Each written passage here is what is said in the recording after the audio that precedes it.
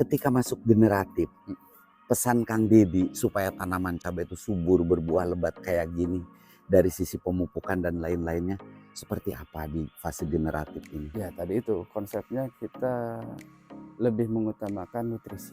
Nutrisi ya. Nutrisi. Jadi ketika nutrisi terpenuhi, otomatis daya tahan si cabai terhadap penyakit pun juga akan lebih kuat. Jadi saya antisipasinya di pemberian jamur. Seperti trichoderma gitu Trichoderma dengan mycorrhiza. yang dimasukin. Iya. Mycorrhiza ya, sejenis pupuk hayati yang isinya mikroba, agensia hayati. Yang mana nanti dia bisa menekan pertumbuhan daripada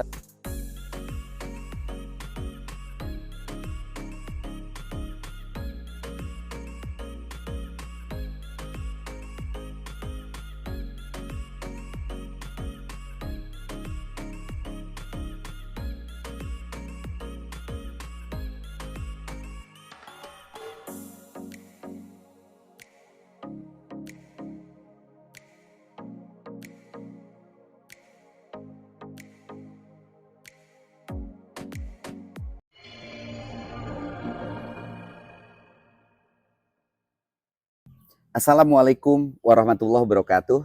Waalaikumsalam. Salam sehat untuk kita semua. Pemirsa, jumpa lagi dengan Selma Farm. Saat ini saya bertemu dengan kawan baru. Assalamualaikum. Waalaikumsalam Pak Haji. Monggo kenalin. Nama Dedi. Kang Dedi. Dedi. Ini lokasi di mana Kang Dedi? Di tepatnya di Jiput. Di Jiput. Di Jiput. Jangan terlalu kalem, agak keras boleh. Boleh. Gitu Kang Dedi. Di Jiput, Kabupaten Pandeglang, Banten. Kabupaten Pandeglang, Banten.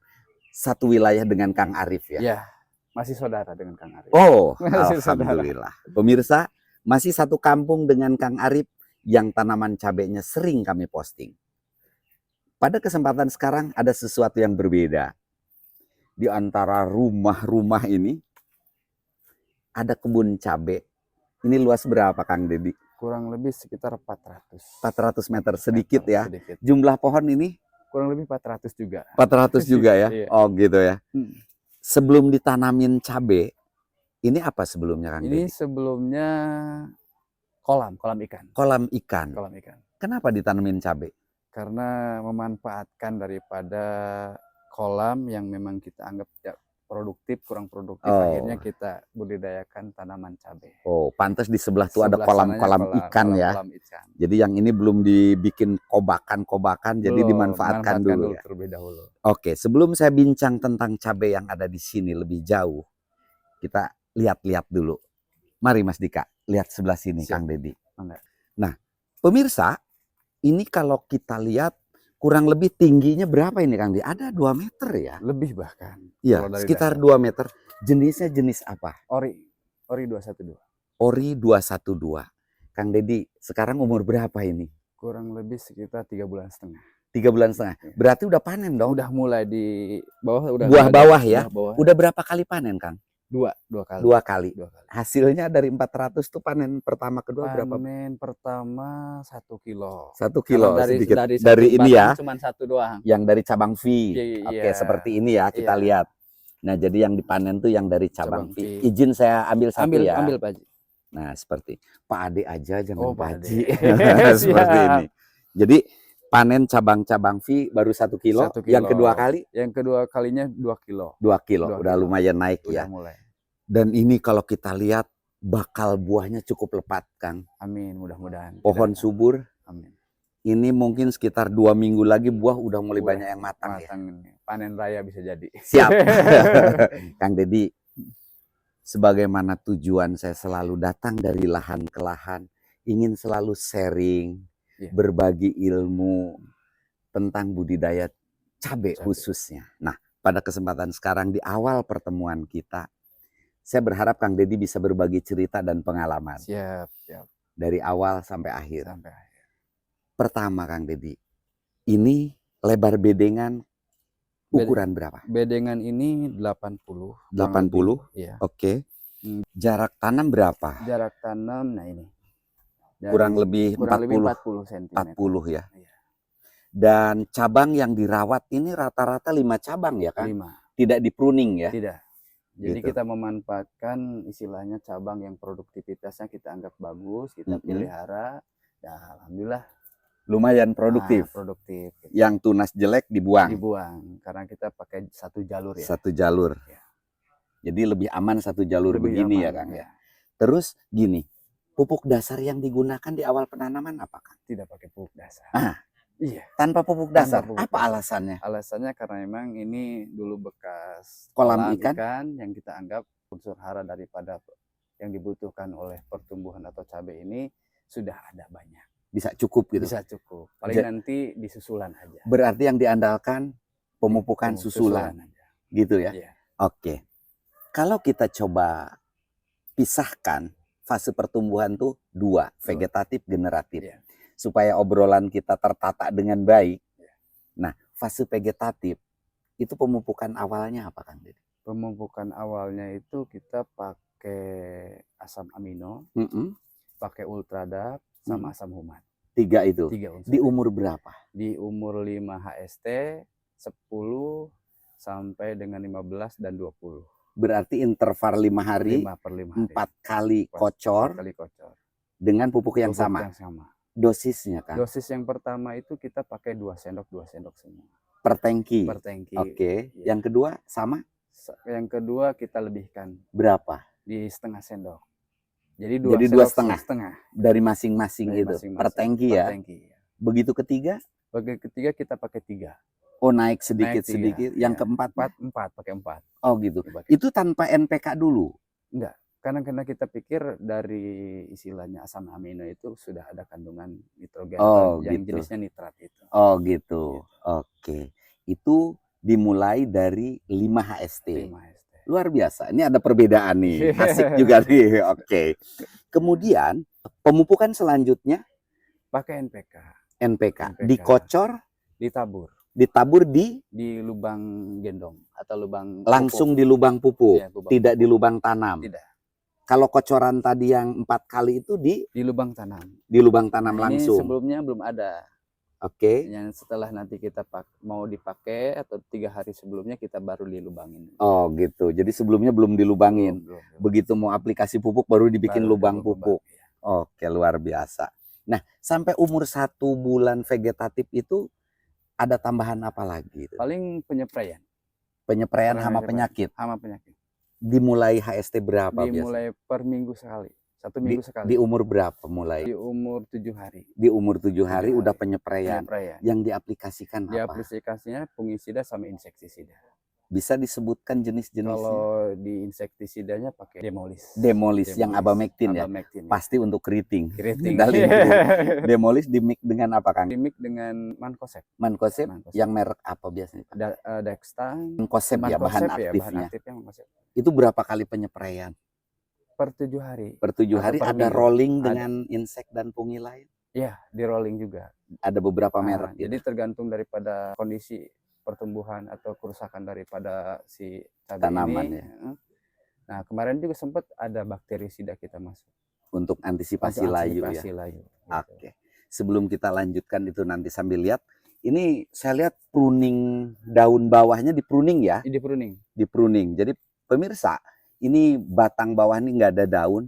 Jadi sirkulasi udara itu sepertinya lebih bagus. Dari 5 batang yang tumbuh ini daun di pruning semua. Oke, kita sambil lihat-lihat tanamannya. Saya senang sekali, ini sehat sekali tanamannya Kang Dedi.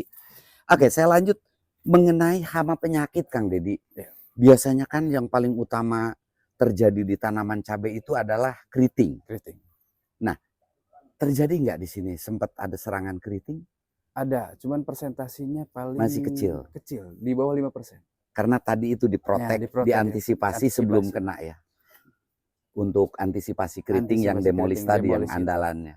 Jadi pemirsa, memang masalah keriting ini sebaiknya semuanya itu kita antisipasi dari awal ya kan. Sedia payung sebelum hujan. Betul. Kalau udah hujan basah semua ya. Oke, next Kang Dedi. Ketika masuk generatif, pesan Kang Dedi supaya tanaman cabai itu subur, berbuah lebat kayak gini dari sisi pemupukan dan lain-lainnya. Seperti apa di fase generatif ini? Ya, tadi itu konsepnya kita lebih mengutamakan nutrisi. Nutrisi ya. Nutrisi. Jadi ketika nutrisi terpenuhi, otomatis daya tahan si cabai terhadap penyakit pun juga akan lebih kuat. Betul Karena sekali. memang cabai tersendiri pun juga sama halnya dengan manusia, punya Setuju. gen R atau mungkin daya imun. Daya imun ya. Iya, Dengan nutrisi yang Dengan cukup tentunya kita sehat ya. sehat ya. Walaupun di cuaca Oke. yang ekstrim, hujan, kadang panas, kadang hujan istilahnya kan, Bisa bertahan bisa dengan bertahan sehat. dengan sehat. Gitu ya. Iya. Luar biasa. Oke, asupan-asupan yang paling penting nutrisi itu di fase generatif menurut Kang Deddy. Jadi saya fokusnya ke kalau produk itu MKP sama KNO. MKP sama KN yang putih ya? Iya. NPK 16 masih ditambahkan? NPK 16 ditambahkan cuman agak dikurangi. Tapi lebih diutamakan MKP, KNO putih. KNO putih. Gitu. KNO putih mungkin lebih menahan untuk kerontokan bunga, betul ya? Benar. Dan dengan MKP itu kelihatan ya hasil buahnya maksimal, luar biasa. Luar biasa ya, seperti kita lihat di sini pemirsa. Memang luar biasa sehat dan bagus. Jadi kira-kira menurut Kang Deddy dengan seluas 400 meter kita manfaatkan halaman gini, secara ekonomi juga dihitung-hitung lumayan. Lumayan. Apalagi ketemu harga. Ya. Oke Kang Deddy, saya ingin bincang sedikit. Kasus, tadi keriting udah kita bahas. Iya. Ada dua hal yang sering dihadapi oleh petani yang merasa kesulitan untuk mengendalikannya kalau udah terjadi. Iya. Satu adalah layu. Dan kedua busuk buah nih. Busuk buah. Baik itu busuk karena lalat buah. Ataupun busuk karena patek. Ya. Saran Kang Deddy dari pengalaman Kang Deddy untuk antisipasi busuk buah dulu. Lalat buah pakai apa? Lalat buah kita tetap pengendaliannya melalui obat-obatan tadi. Ya. Karena dengan bau menyengat, lalat buah ketika hinggap udah pasti mundur. Oh gitu. Jadi insektisida yang memang aromanya lumayan kenceng gitu ya. Contohnya apa yang digunakan? Ya kemarin sempat pakai bakterisida sih Pak Ji. Bakterisida? Ya, bakterisida itu yang agak menyengat, baunya luar biasa. Mereknya apa itu? Ada di. Oke, nanti kita cek. Tapi itu jenis bakterisida bukan insektisida. Bukan, ya. Itu bisa mengatasi lalat buah juga. Oh gitu ya? Bisa.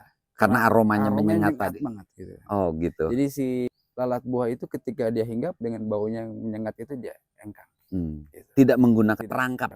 Nggak ada. Kalau saya dulu pernah pakai perangkap, sebelumnya kan juga saya pernah tanam juga kurang lebih 1.500.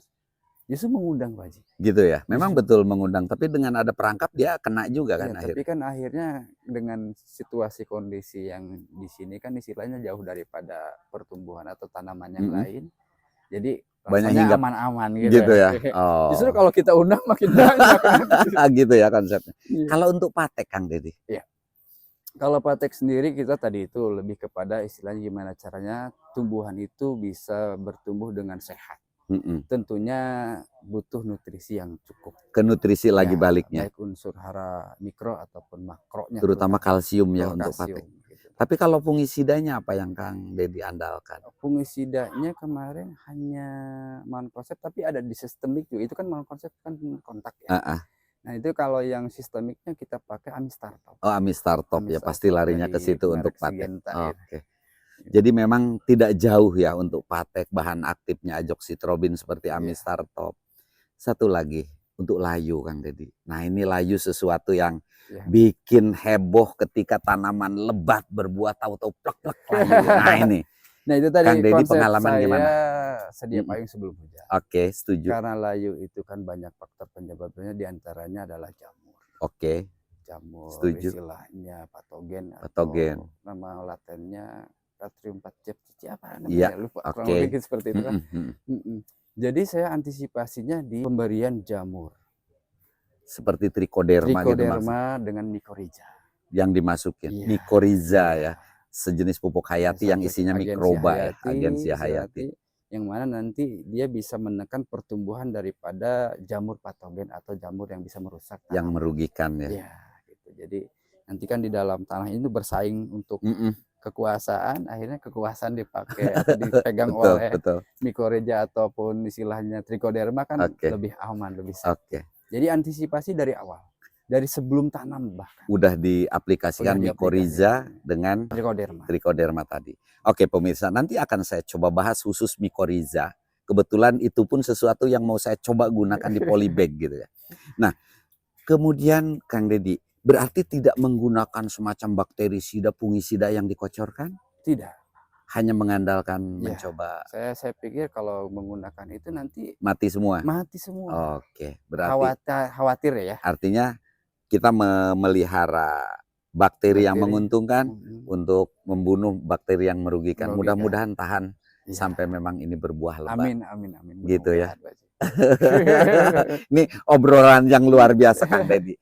Sekarang Kang Dedi terus terang, katanya ada beberapa lahan selain yang ada di halaman rumah ini. Ada kurang lebih di sana 3.500 sampai 4.000 meter. Yang tanaman apa? Yang tanamannya tumpang sari, Pak Haji. Tumpang sari apa? Ada timun, ada cabai, dan ada kacang. Pak Ade aja, jangan Pak Haji. Pak Ya, Pak.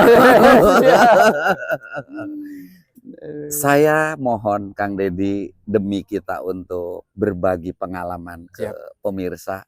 Dari sini kita lanjut ke kebun ya. Baik. Untuk lihat kebun cabai dan yang tumpang sari itu ya Kang Dedi. Nah, mudah-mudahan yang 400 ini aman dan insya Allah saya datang lagi nanti ketika mau panen rayanya ya. Amin. Saya paling senang ketika cabai udah merah-merah itu di videonya sangat bagus. Yo, untuk mengakhiri video ini, mengakhiri bincang-bincang ini kita sambil jalan Mas Dika. Kita sambil lihat-lihat ke sini. Saya terus terang ngelihat lingkungan, suasana di sini sangat enak Kang Dedi. Sangat enak sekali. Luar biasa. Jadi inilah kebun cabai yang ada di halaman rumah, cabai rawit ori 212 yang hanya 400 tanaman di lahan seluas 400 meter. Mudah-mudahan walaupun kebun sekecil ini ada sesuatu yang bermanfaat dari hasil perbincangan kita tadi ya Kang Dedi. Dan sekarang kita lanjut ke kebun. Siap Pak Haji. Pemirsa, itu bincang saya dengan Kang Dedi. Semoga ada manfaatnya. Pamit undur diri. Billahi taufik wal hidayah. Assalamualaikum warahmatullahi wabarakatuh. Waalaikumsalam.